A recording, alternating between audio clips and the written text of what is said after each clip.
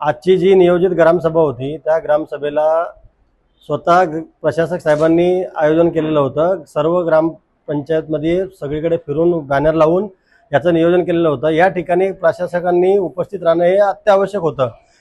त्यामुळे सर्वप्रथम मी नेरळ ग्रामपंचायतच्या प्रशासकांचा जाहीर निषेध करतो। या दोन अधिकाऱ्यांनी नेरळमध्ये फक्त दोनच कामं केलेली आहेत, फक्त घरपट्टी लावणं आणि नळ कनेक्शन घेणं, त्याचे पैसे उकळणं। त्याच्या व्यतिरिक्त ह्या 2-1.5 वर्षामध्ये एकही नागरिकांच्या मूलभूत सुविधांचं कोणतंही काम केलेलं नाहीये। मुळात ह्या दोन्ही अधिकाऱ्यांना, ग्रामसेवक असतील आणि प्रशासक असतील, यांचं निलंबन व्हावं, त्यांच्यावर ऑडिट लावून चौकशी व्हावी, त्यानंतर त्यांचं रितसर निलंबन व्हावं, ही माझी एक नागरिक म्हणून मागणी आहे। आता ज्या ज्येष्ठ नागरिकांनी ज्या त्यांच्या व्यथा मांडल्या अक्षरशः राष्ट्रीय आहेत का? कारण त्यांना ते त्रास सहन करावं लागतंय। त्या आजी आज 80 वर्षाच्या, आज कोरम पूर्ण होऊन सुद्धा इथे प्रशासक नाही आहेत। कोरम भरला, 117-18 लोक होती। कर्मचाऱ्यांनी मला वाटतं 50-60 सायांमध्ये उरकला आणि ते गेले, पण इथे आज 100च्या पुढे होते। त्या 80 वर्षाच्या वयोवृद्ध आजी जर इथे येऊन आपल्या व्यथा मांडू शकतात, त्याच्यासाठी तुम्ही प्रशासक वेतन कोणत्या कामाचं घेताय? तुमचं काम होतं आज इथे उभं राहणं आणि ग्रामपंचायतच्या नागरिकांना फेस करणं, पण ते तुम्ही केलेलं नाही। त्यामुळे BDO आणि CO या दोन्ही अधिकाऱ्यांना माझी मागणी आहे की यांची तात्काळ चौकशी लावा आणि यांचं निलंबन करा। सांगते की माझीकडे पाणी नाहीये। मी मिनल मनोहर क्षीरसागर पायरमाळ मध्ये राहते, पण मी येऊन सांगते यांना का मला पाणी नाहीये, तरी बोलतात अमुक पाईप टाकलाय, तमुक पाईप टाकलाय असं सांगतात आणि पाण्याचा मला थेंब नाही। मी दुसऱ्यांच्या नळातून पाणी भरते आणि आज 2-3-4 वर्ष झाली माझे मिस्टर वारून। त्यांना मी 2-3 वेळा अर्ज दिला आणि मी सांगितलं की माझ्या नावावर घरपट्टी करून द्या, तर मला सांगतात अमुक कागदपत्र आणा, तमुक कागदपत्र आणा, या वकिलाकडनं जा, त्या वकिलाकडनं। मी काय आणू कागदपत्र? माझ्या नवऱ्याचं नाव कमी करून माझं नाव टाकायचं आहे ना त्याच्यात, आणि माझा धावणारा कोण नाही, एकटा मुलगाच येतो, पण दुसऱ्याच्या दुकानात काम करतो आणि मी पैसा पाणी कुठं खर्च करत बसू? कागदपत्र आणि सांगतात प्रशासक नाही येत हजर, मग तुमचं घरपट्टीचं काम नाही होणार, नळपट्टीचं काम नाही होणार। प्रशासक कधीच नसतात हजर। मग पैसे दिले श्रीमंत लोकांनी का त्यांच्याकडे कामं करायला जातात। त्या दिवशी बाचमांच्या इथे ते पाणीचा नेत नव्हता, तो माणूस नव्हता राहत इथे, बदलापूरला का कुठं राहतो, मग त्याची घराच्या इथं पाणी नव्हतं, इथं त्यांच्या इथे येऊन काम केलं। मग माझ्या इथे येऊन का ना करत काम तुम्ही? आजला मी लोकांच्या दारात जाऊन पाणी भरतो, मग मी बिल का भरू? नाही भरणार मी बिल। मी दिला अर्ज, तर मला ते सांगतात का तुम्ही लेखी अर्ज द्या। लेखी अर्ज दिला या ग्रामसेवकाच्या जवळ, सही शिक्का देऊन सुद्धा माझ्या दारात मागायला आले बिल। मी बोला नाही देणार बिल, इथून चालता बोलले, पाणी नाही तर कशाबद्दल बिल देऊ बोलो मी? आणि परत आली तर मला सांगतात का तुम्ही अर्ज दिला का? मी अर्ज दाखवला, बोला नाही देणार मी बिल। आणि मग शेवटी मी यांना भेटले, आपल्या मंगेश मस्करांना, त्यांना सांगितलं माझ्याकडे बिल मागायला येतात। मग त्यांनी फोन केला, तेव्हा माझा तो बिल नाही घेतला, तरी मी न पाणी येता सुद्धा बिल भरत होते अजून परत।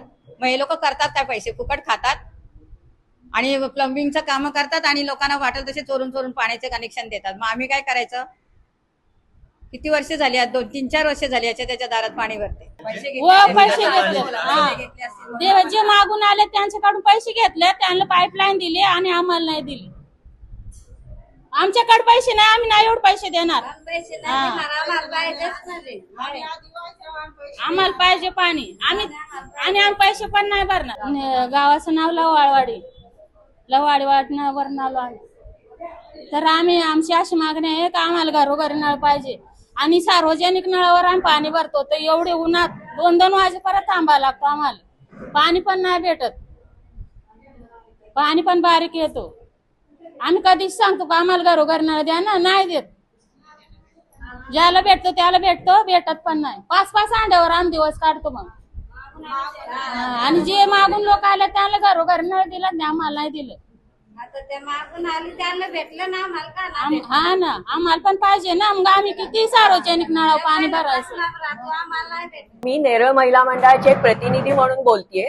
आम्ही बऱ्याचदा आतापर्यंत प्रशासक इथे येऊन त्यांना प्रत्यक्ष पत्र दिलेलं आहे। मंडळाच्या असंख्य अडचणी आहेत, गावात तर आहे साम्राज्य, सगळं दुरावस्था आहे, फुटपाथ वगैरे आता काहींनी सांगितल्याप्रमाणे, आणि मंडळाचं प्रत्यक्ष येऊन ग्रामसेवकांनी बघून गेलेले आहेत आणि प्रशासकांना आम्ही प्रत्यक्ष सविस्तर पत्र लिहून दिलंय की काय काय आम्हाला हवंय। तर त्या बाबतीत प्रशासकांनी त्याचं उत्तरही देऊ आपण करून घेऊ, आम्ही येतो असं सांगितलं। त्यानंतर पूर्ण वर्ष, 1 वर्ष आणि वरती 2-3 महिने झालेत, मधल्या काळात त्यांनी काहीही काम केलेलं नाही। आता पुन्हा पावसाळ्याला, आणि आम्ही एरवी सुद्धा ग्रामसभेला येतो, पण ती तहकूब वगैरे होते आणि हे जे ग्राम आहेत प्रशासक, यांचं तर म्हणजे ते किती वेळा मध्ये मध्ये आता हल्ली येतच नाही, ते कुठे काय म्हणायचं त्याला, नाही येतच नाही, ते घाबरून येत नाहीत का काय माहिती नाही. पण जर त्यांच्यावर आज एवढ्या मोठ्या नेरळ सारख्या ग्रामपंचायतीची जर जबाबदारी असेल तर ती नेरळमध्ये नाहीये, दुसरीकडे आहेत, इकडे आहेत, या उत्तराला काही अर्थ नाहीये. त्यांनी इथे आवश्यक आहे येणं, असणं आणि आमच्या नागरिकांच्या समस्या सोडवणं नक्की यायला हवंय. ते जर त्यांना शक्य नसेल की तर त्यांचं निलंबन व्हावं अशी आमची मनापासून इच्छा आहे. कारण नेरळ ही मोठं चांगलं आता गाव झालेलं आहे आणि त्याला व्यवस्थितच संपूर्ण आम्ही जर पाणीपट्टी घरपट्टी सगळी व्यवस्थित सगळे भरतायत तर सगळ्या दृष्टीने गैरसोय आम्ही इतकी सहन करतोय तर ह्याला कुठेतरी तोंड फुटायलाच पाहिजे. याच्या अगोदर सुद्धा अशा प्रकारची मीटिंग बोलवली गेली होती, परंतु प्रशासक कळमला जाऊन बसले होते. ह्यात आता सुद्धा येथील काहीतरी आमच्या आशा होते, प्रत्येकाची जी मागणी होती.